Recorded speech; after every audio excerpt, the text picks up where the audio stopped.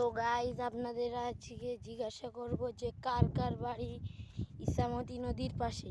আমার বাড়ি তো ইছামতি নদীর পাশে খানিকটা দূর। আজকে দেখাতে যাচ্ছি। এই তো ইছামতি নদী দেখতে পাচ্ছেন পুরো, আর একটু দূরে যায় না, এই তো ভালোভাবে বুঝবেন না, দেখেছেন ভালোভাবে যে এটি হচ্ছে ইছামতি নদী।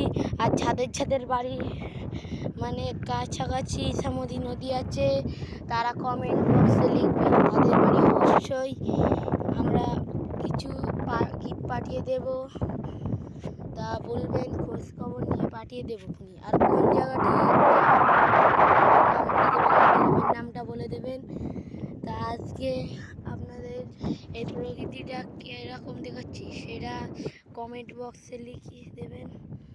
আর ওদিকে ওই যে আমাদের ওই ঘর, ওইখানটায় দেখবেন, তা ওখানে গিয়ে বলবেন, যদি কেউ কখনো আসেন তা বলবেন মুর্শিয়ার গাজী নাম,